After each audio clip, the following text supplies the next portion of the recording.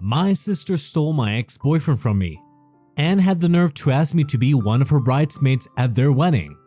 But now she is furious because I played a secret video at her wedding and everyone is avoiding her since they have seen her true colors. Hi everyone, I'm Gabby 25 female, and let me tell you, I just had the craziest weekend. I might have completely ruined my sister's wedding. Seriously. Before you jump to conclusions, hear me out. My sister Caroline, 24 female, and I, well, let's just say we have a history. Caroline's one of those people who seems all sweet and smiles, but the second you turn around, she'll dish out the meanest comments. Like, I still remember the time I got my first real boyfriend. I was so happy, all giddy about it. And she congratulated me and even gave me a hug. Later that day, I overheard her on the phone with a friend, mocking my boyfriend's awkward laugh and calling him a total dork. Ouch. It sucks because we actually were super close when we were little kids. I mean, inseparable.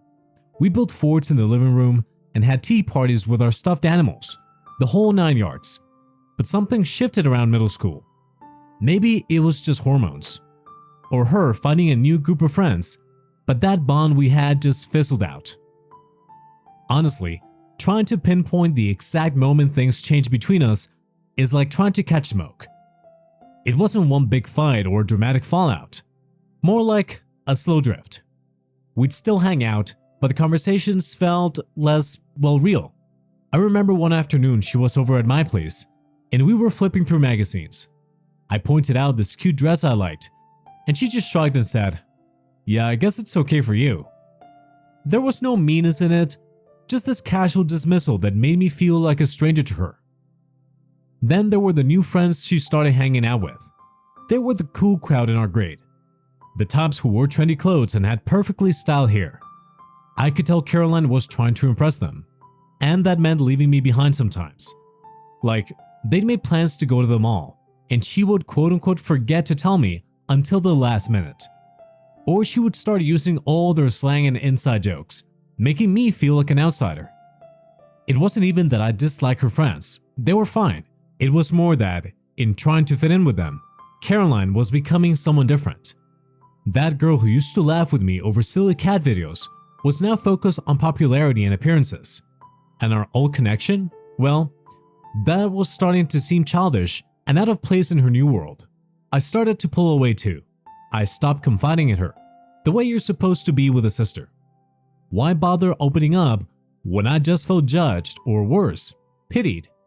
We became more like polite acquaintances and family, making small talk on holidays and avoiding anything deeper than that. Sometimes, I would catch a flicker of the old Caroline.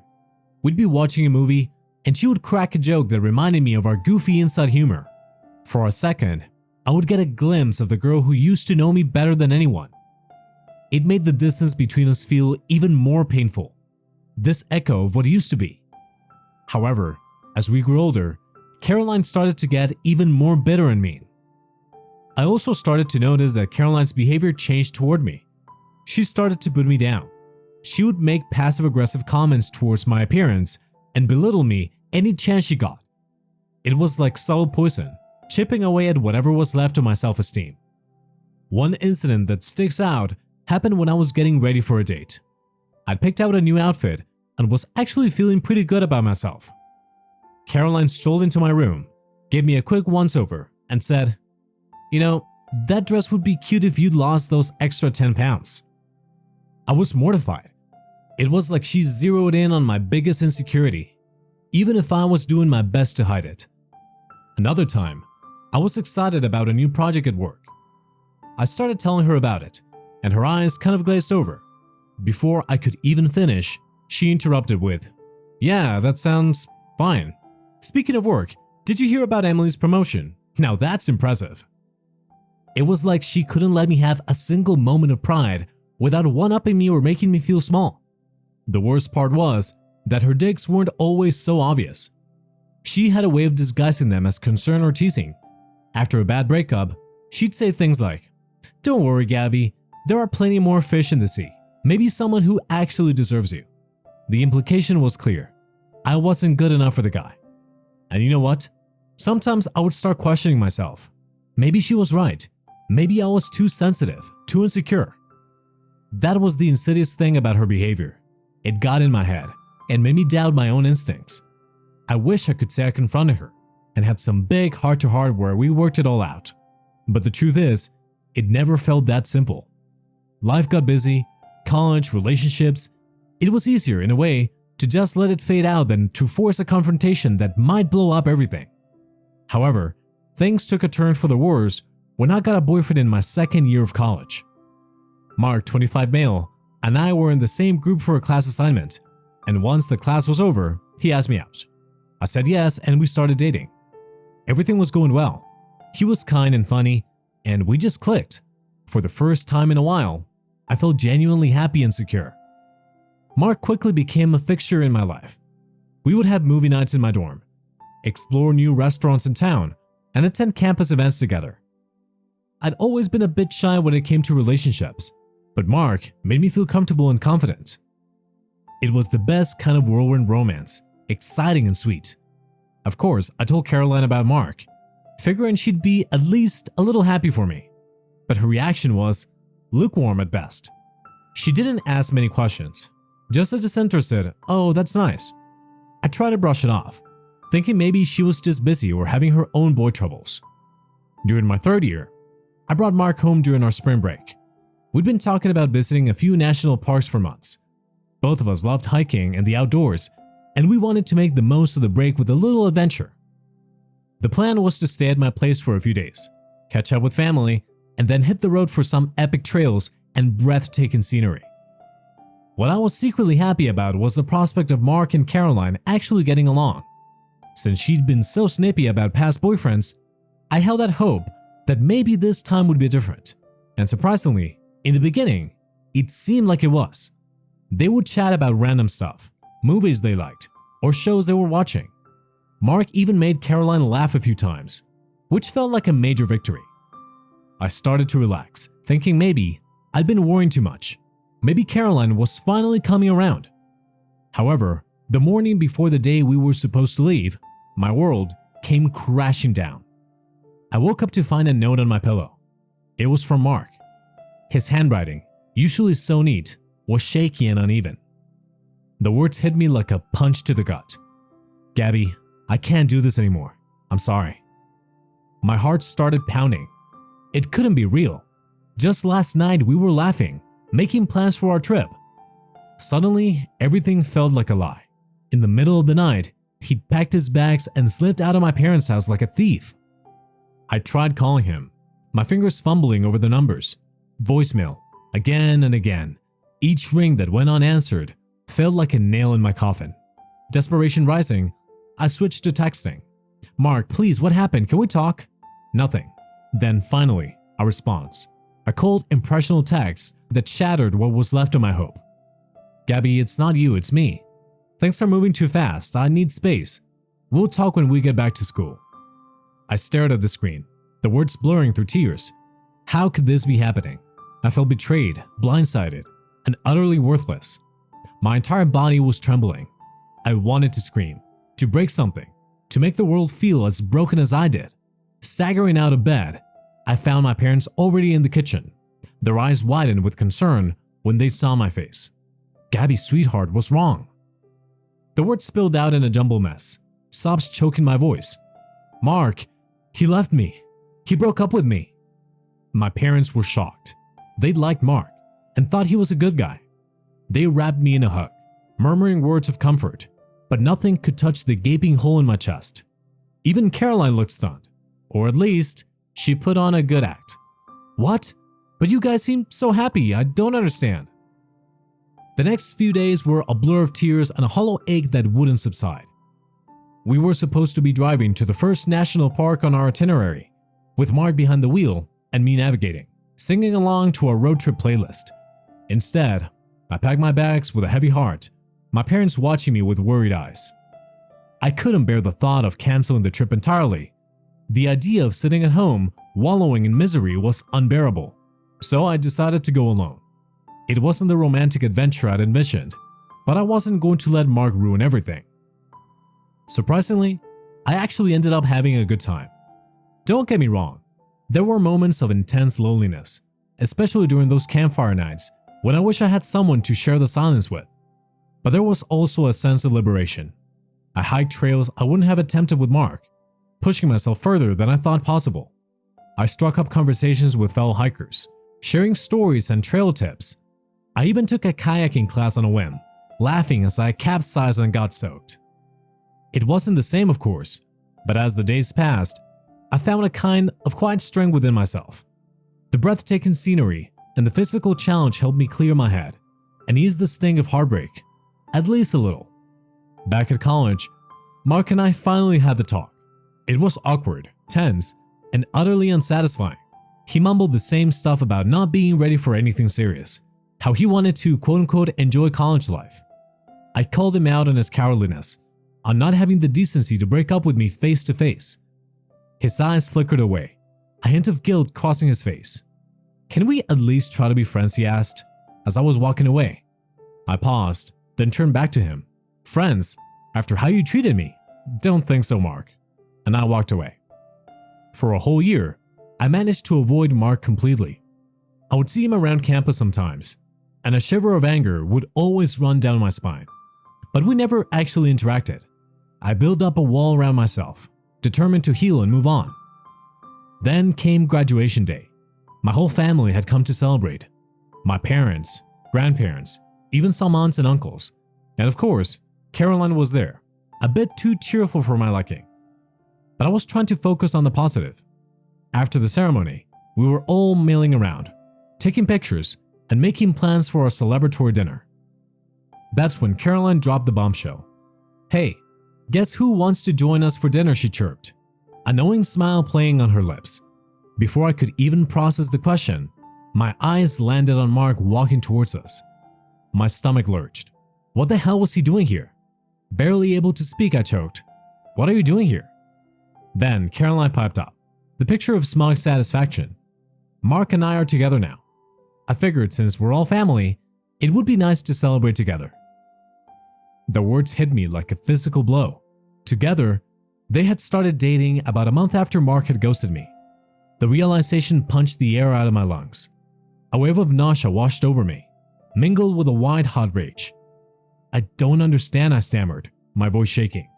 "Mark, is this why you left me like that?"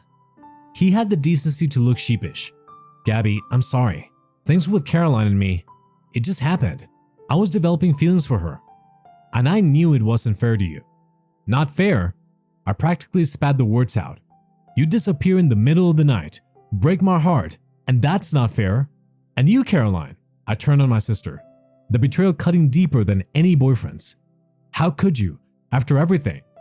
My voice trailed off, choked with tears and disgust. My parents, sensing the tension, stepped in. "Caroline, honey," my mom said, her voice firm. "I think it's best if Mark doesn't join us. This is Gabby's day."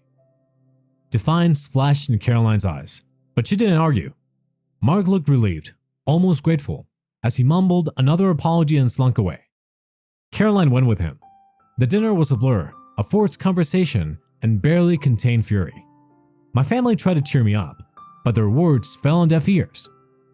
How could my own sister, the person who was supposed to have my back, do something so cruel, so calculated?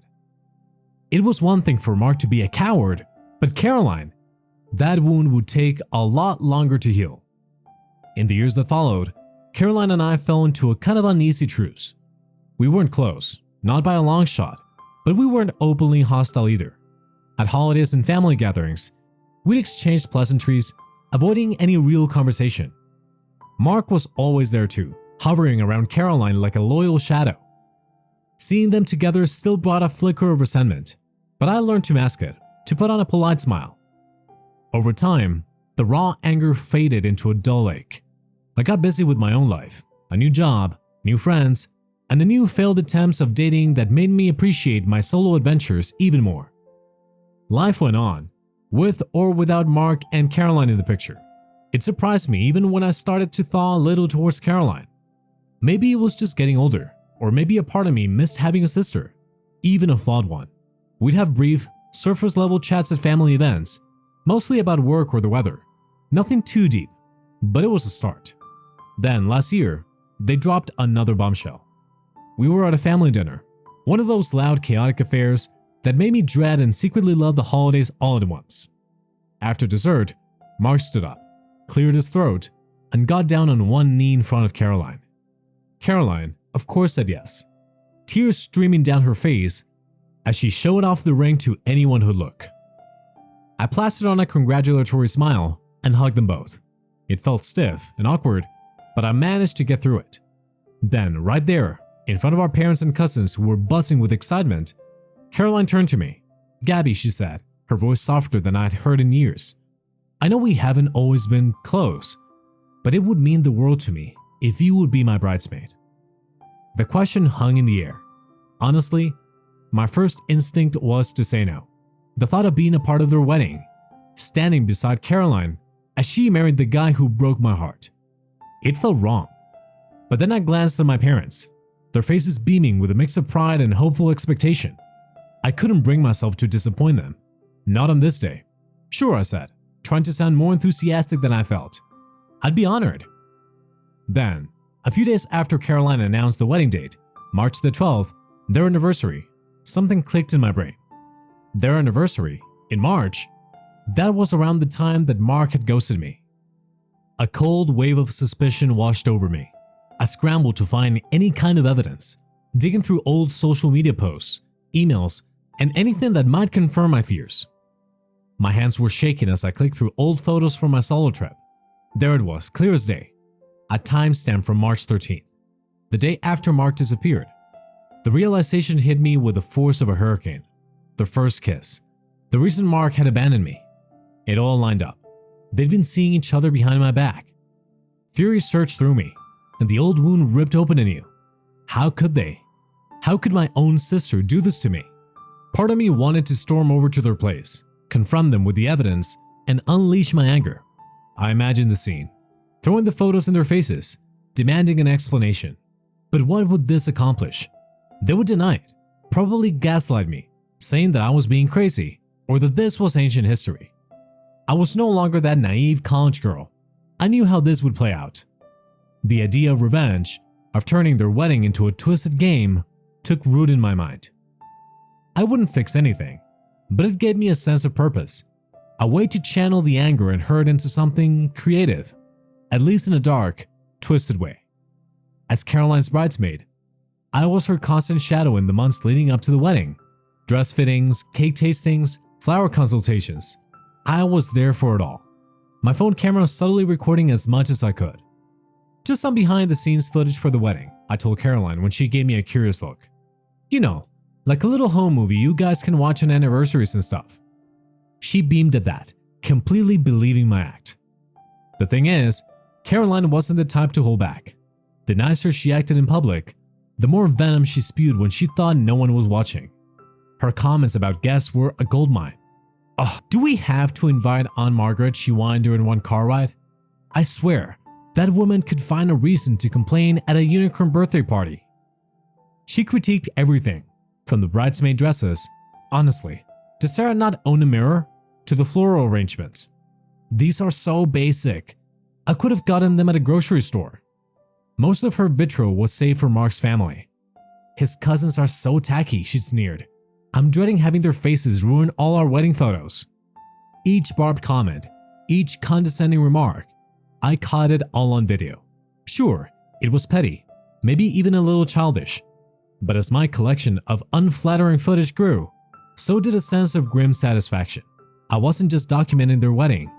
I was building a case, a secret weapon. I knew exactly how I would deliver my revenge. And it would be on their wedding day, in front of everyone they were trying so desperately to impress. Caroline's wedding day dawned, a picture-perfect spring day that couldn't mask the storm brewing inside me. The ceremony was, I'll admit, beautiful, but the moment they cut the cake, it was go time. I'd been working with the DJ in secret, timing my move perfectly. As the dance floor started to fill up, I casually made my way to the front. "Caroline, Mark," I announced, my voice clear and steady over the microphone. "I have something special I would like to share. Since you guys love home movies, a hush fell over the reception hall. All eyes were on me. A mix of curiosity and confusion. Caroline gave me a tight smile, a flicker of worry in her eyes. "Gabby," she said, a hint of warning in her voice. "What are you?" I cut her off, gesturing towards the large projector screen that had descended from the ceiling. "Don't worry, it's just a little behind the scenes look at your wedding journey." The lights dimmed and the screen flickered to life. At first, I'd included a few sweet moments. Caroline trying on dresses, and snippets of her writing the vows with soft music playing in the background. The crowd awed, lulled into a sense of sentimentality. Then the mood shifted. It started subtly. Caroline complaining about a minor seating chart mishap, her tone sharp and dismissive. Then came the snide remarks about Mark's relatives, followed by her trash talking one of the bridesmaids. With each clip, the temperature in the room seemed to drop. Whispers rippled through the crowd. Heads swiveled between the screen and Caroline, whose face had gone deathly pale. Mark stood beside her, looking mortified, like he finally saw the woman he was about to marry for who she truly was. The final blow was the most satisfying. It was a clip from our bachelorette party. Caroline, a few drinks in, her guard completely down. Honestly, she slurred. The camera zoomed in on her face. "I'm not even sure I love Mark that much. But he's successful, and let's be real, I wasn't getting any younger." The fallout was swift and chaotic. I didn't even try to stop Caroline when she lunged for the projector, fumbling with the cords in a desperate attempt to shut it down. She managed to cut the power eventually, but the damage was done. Caroline, tears streaming down her face, screamed at me. "Why would you do this on my wedding day? You've always been jealous of me." I stood my ground, my voice surprisingly steady. "Jealous? This is about you stealing my ex-boyfriend, Caroline, and about being a terrible sister all these years." Her mouth twisted into a snarl. "You're crazy! Mark and I love each other!" Before I could retort, voices boomed behind me. My parents, usually the picture of composure, were red-faced with a mix of anger and embarrassment. "Gabby," my dad started, his voice strained. "This was inappropriate. Your sister's wedding." "She ruined the most important day of my life," Caroline wailed, finding an audience in my parents. I couldn't take it anymore. Spilling the biggest secret felt surprisingly good. "Her most important day," I scoffed. "You know what? Mark didn't wait a month after breaking up with me to start seeing Caroline. They kissed when we were still together." My mom gasped, her hand flying to her mouth. She turned to Caroline, a look of shock and questioning in her eyes. I could practically see the wheels turning in my dad's head as he processed this new information. "Look, Gabby," my mom said, her voice softer now. "I understand you're hurt, but this was too much." "Too much," I echoed, my voice rising. "She betrayed me, Mom. She lied, she manipulated, and you're defending her?" My parents exchanged a worried glance. "Gabby, there are better ways to handle things," my dad said gently. "This wasn't the time or place." Feeling outnumbered and suddenly exhausted, I turned away. "Whatever," I muttered, pushing past them and out the reception hall doors. But I couldn't help but wonder, had I gone too far? A small voice of doubt crept in, even as a defiant part of me still felt justified.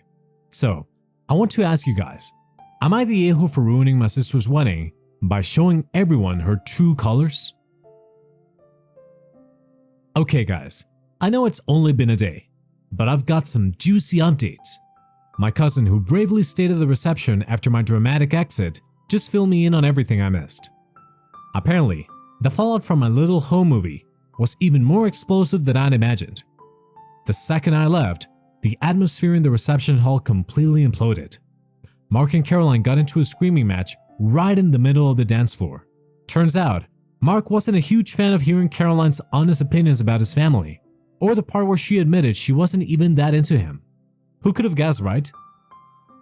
My parents tried to intervene and smooth things over, but from what my cousin said, Caroline was inconsolable, a sobbing, mascara-streaked mess. The whole thing was such a disaster that they had to shut the reception down entirely. Then, this morning, the cherry on top, Mark called Caroline to cancel their honeymoon. Like cold feet on steroids, I'm not even sure what's going on with them right now, if they're still together or if this was the final nail in the coffin. Either way, it's a hot mess over there. Meanwhile, my phone has been blowing up with not so nice voicemails from Caroline. She's calling me every name in the book, blaming me for ruining her life. I haven't listened to all of them and have zero intention of responding.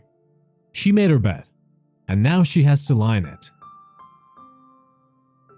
Okay folks, buckle up, because things have taken a turn for the even more dramatic.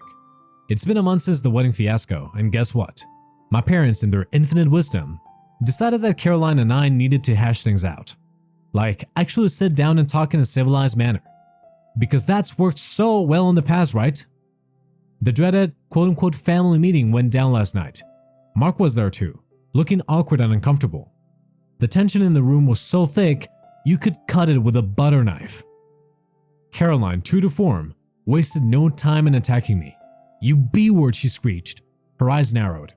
"You ruined my wedding because you're jealous of my perfect life." Okay, maybe I did poke the bear a little. "Jealous," I scoffed. "More like disgusted by your behavior.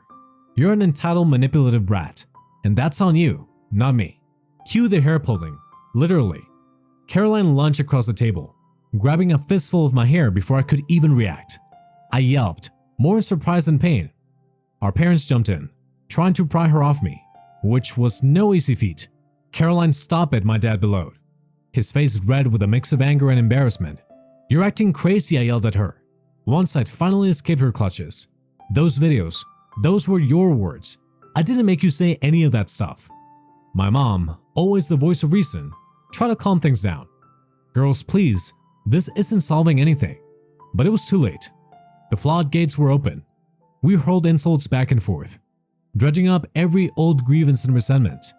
Our parents looked on in dismay, their dreams of a happy family reconciliation crumbling before their eyes. Finally, I couldn't take it anymore. "This is pointless," I declared, pushing back my chair. "I'm done. Good luck with your perfect life, Caroline."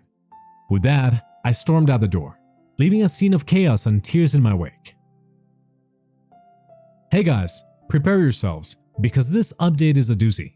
A lot has gone down in the past 4 months. Turns out, the wedding disaster was just the beginning of the end for Caroline and Mark. They're officially separated. Yep, their marriage barely lasted 6 months. And the reason, well, it wasn't because of me, surprisingly. Mark, in all his brilliance, cheated on Caroline. And the way it all came to light is pure soap opera gold. From what I gathered through my mom, Mark and Caroline were already on shaking ground after the whole reception fiasco. But about 2 weeks ago, a woman showed up on their doorstep, very pregnant and demanding to speak to Mark. I don't have the play-by-play of that scene, but long story short, Mark had a fling with this woman a few weeks before the wedding.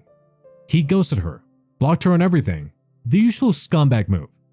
But when she couldn't reach him and finally tracked down his address, well, let's just say the timing was not in Mark's favor. She was 8 months along. Caroline understandably lost it. She packed her bags and moved back in with my parents that very day. Now you'd think this would bring me in some major satisfaction, a big fat "I told you so" moment. But honestly, it mostly made me sad. Sad for Caroline, despite everything she'd done. Sad that her life had imploded so spectacularly. So in that move that surprised even me, I went over to my parents' house, where Caroline was barricaded in her old bedroom. Awkward, yes, but sometimes you gotta pull the old baggage aside for a bit. She apologized profusely, said she'd been blinded by the whole fairy tale romance, that she never saw Mark clearly, and how sorry she was for all the years of treating me like crap.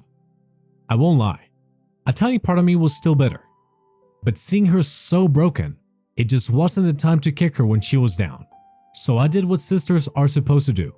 I hugged her, awkward as it was, and told her it was going to be okay. Well, as okay as things can be in this situation. So this feels like closure.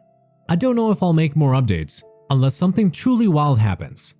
Thank you all for following my messy story and for the support. That was it for today's story. Thank you very much for listening. Smash that like button for me and subscribe for more stories. Thanks again, and we'll be seeing you in the next one.